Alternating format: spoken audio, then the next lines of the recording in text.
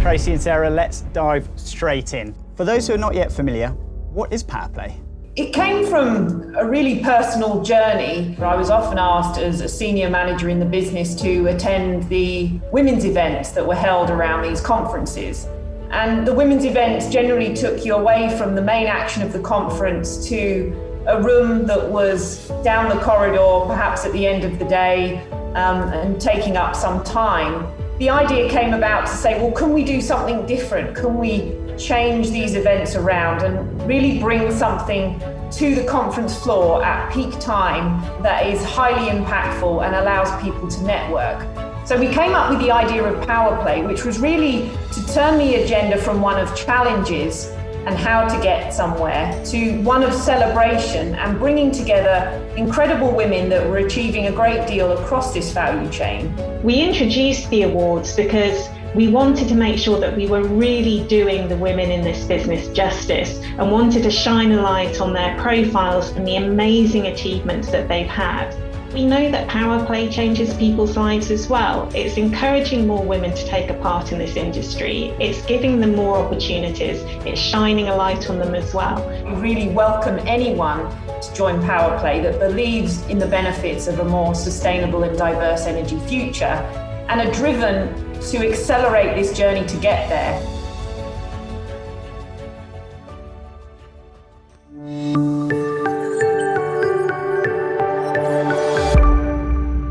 Women in LNG, in association with Power Play, presented by ExxonMobil.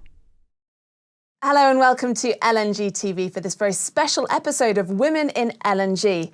Today we are delighted to welcome the architects of the incredibly successful Power Play, Tracy Lothian, Senior Vice President of Rovuma LNG Marketing, and Sarah Howell, LNG Marketing Communications Manager with Esso UK Limited.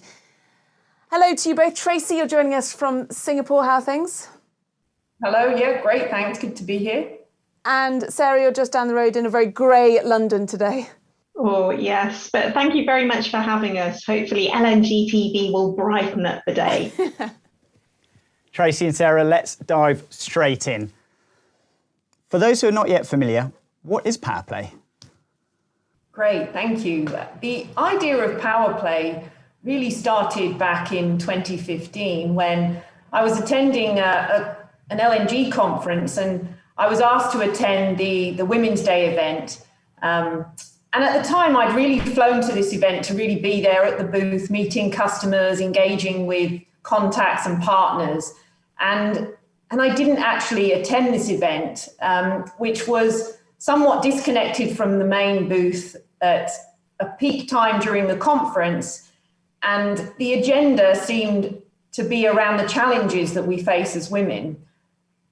So on reflection and coming back and talking to Sarah about what could we really do to shake up this space, because the event for the women seemed very much in contrast to what I was observing in my new role, which was then as the business development manager for our LNG business, where I was increasingly meeting an incredible amount of women who were playing leading roles across the LNG value chain.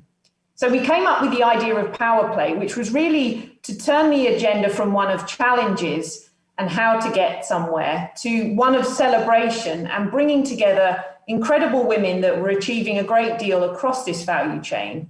And to make the event short on speeches, big on networking, with the idea that if we bring together these women that are working across this value chain to network, they can actually add more value to the business through the creativity and the new partnerships that are going to develop. So we started Power Play as a women's only event and quickly made it anybody that believes in the benefits of a more diverse and inclusive energy industry. And it's really had an amazing effect, and we're delighted that we've been able to take it forward from events at booths to online virtual platform and to an awards programme. And the Power Play Awards, they're now in the third year. You had 92,000 votes cast last year. How's it all looking this year ahead of the 2021 awards? We're really excited about the awards, and the awards have really lent a new dimension to the Power Play itself. So we've been running these networking events, which have been really powerful and really resonated with me because working in this industry, I found that there was a lot out there for women engineers, women scientists, of which I am neither. And the LNG Power Play really helped you network right the way through that LNG value chain and brought in the lawyers, the marketers, the finance people, as well as the engineers as well. So it's a really fascinating program to be a part of. We introduced the awards because we wanted to make sure that we were really doing the women in this business justice and wanted to shine a light on their profiles and the amazing achievements that they've had. So if you're interested to see about the past winners, then do take a look at our website, exxonmobil.lng.com, and really take a look and review who's been highlighted in the past. As you said, last year we did have great success with this. Obviously, we were running this during lockdown, which was a novelty for us all. And we were really pleased to see that we had nominations coming in from over 185 different companies coming from 37 countries, which really shows how much the depth and the breadth of the programme is reaching. This year, we have slightly expanded the awards. There are going to be 4 categories.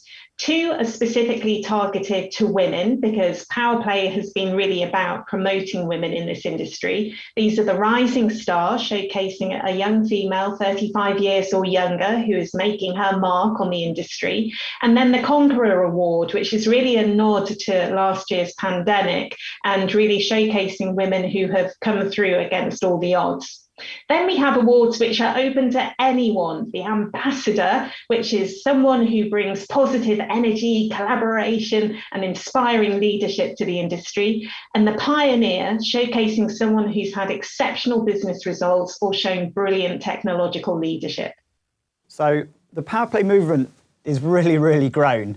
I guess, was there a moment that sticks out for you when it really hit home just how much impact Power Play was making? I think that for me, the first occasion that Tracy spoke about was when we launched this at the LNG conference in Perth.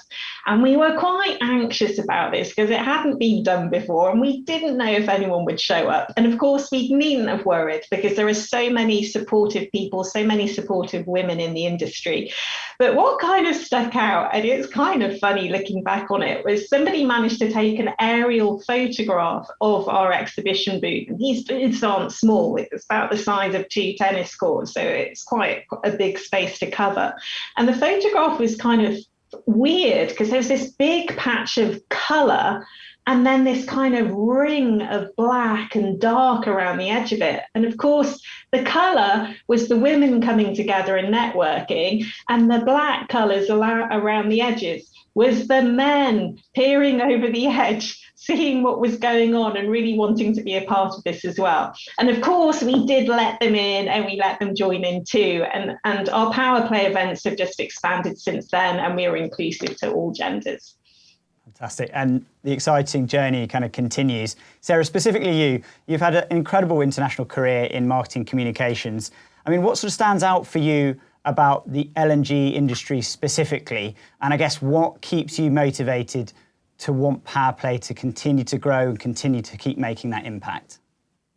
Yeah, I mean, I joined ExxonMobil some 12 years ago, and the energy industry is really fascinating. But before that, in the early 2000s, I started my career working for the European Union mission in Kosovo.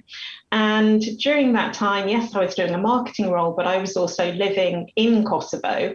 And unfortunately, that area was very much plagued by an intermittent energy supply.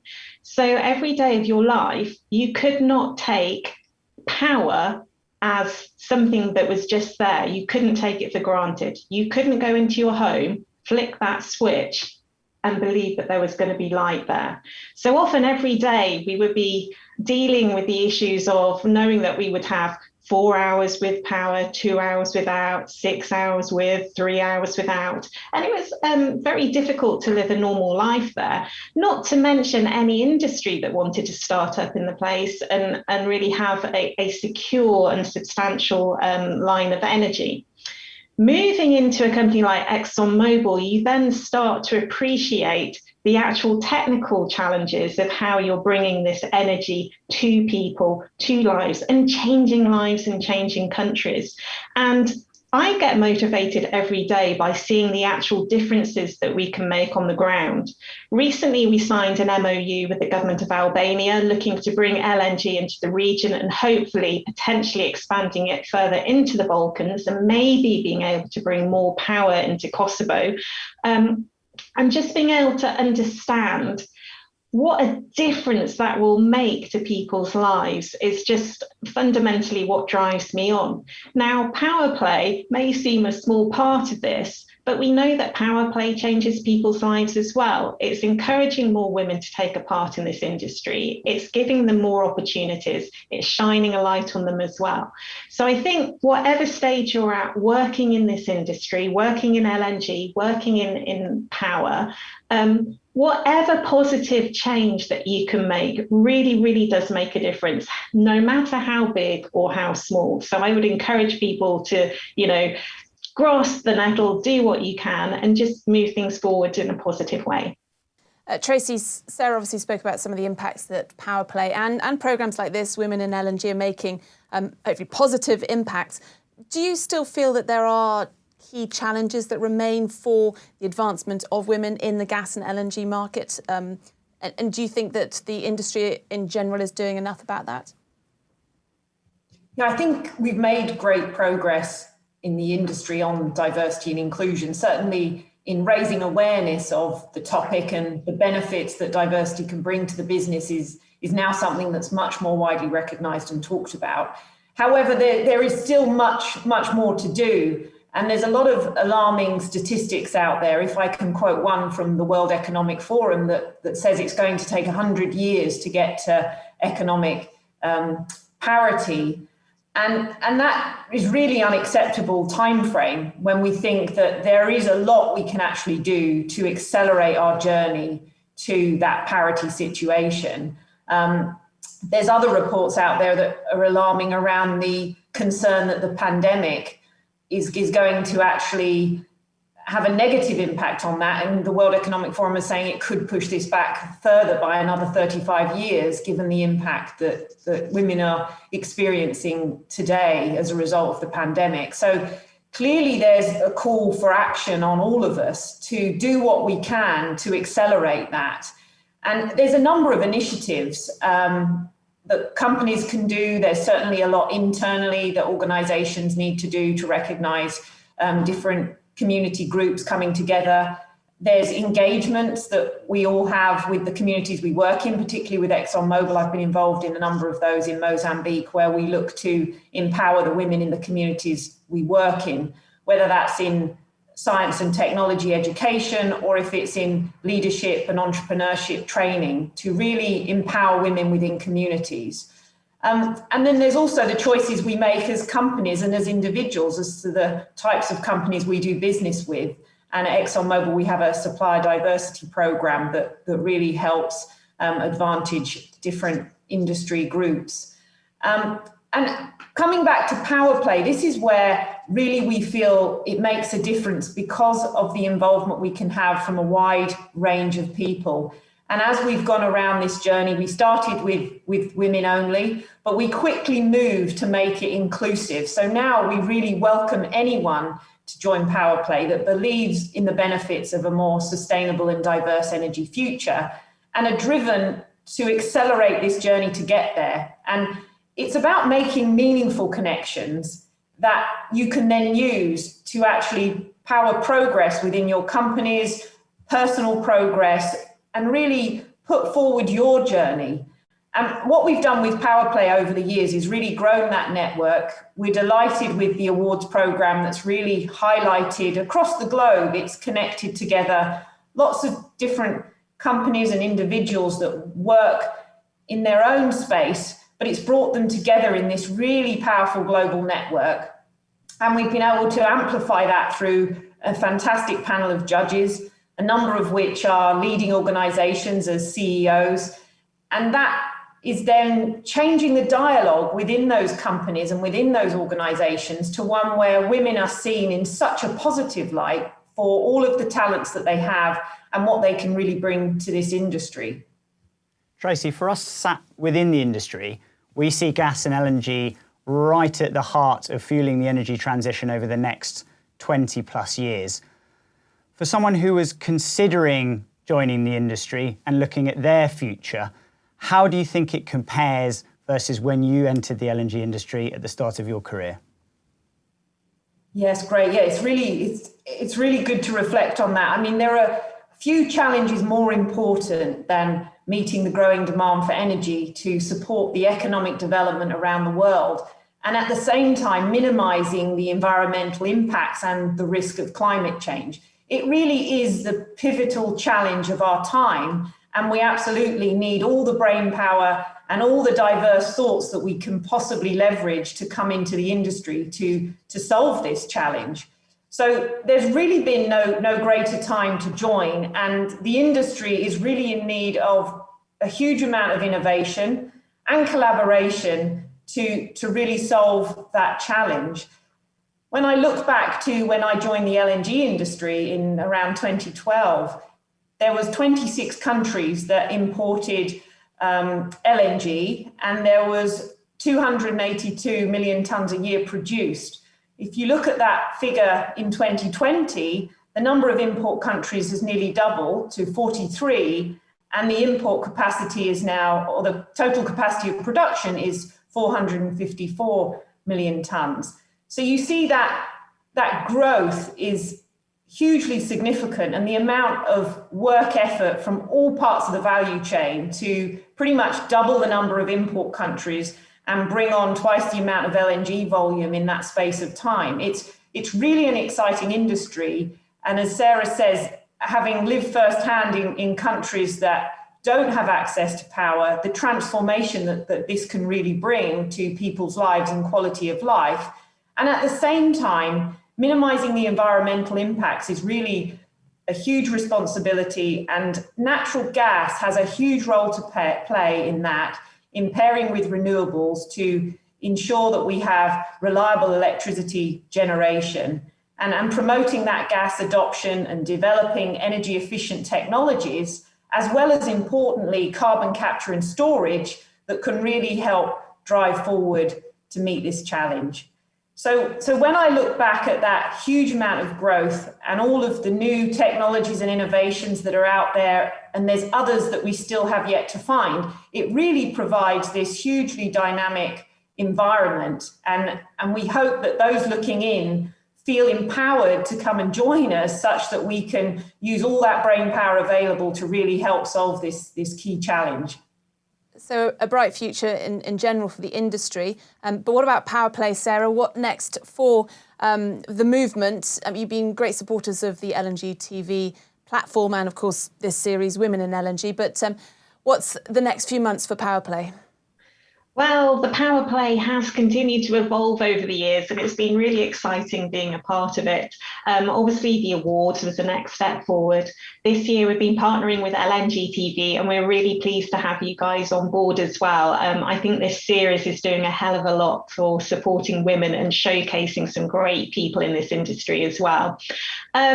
Future ideas, well, we've been toying with the idea of trying to bring in some kind of mentoring program, so Power Play giving back. So that would be a great thing to see. So we'll be looking into that in the next few months. But really, Power Play only works because of the people that are a part of it. So we do listen to other people from the rest of the industry coming to us with ideas, and we always welcome these suggestions. So if anybody out there is listening, watching this, and has some great ideas for Power Play, please let us know. We'd love to hear them. Well, thank you very much, Tracy and Sarah. It's been great to learn a bit more about Power Play. Of course, there's more information on the ExxonMobil LNG website. But that is it from Women in LNG, and from Will and I, it's goodbye.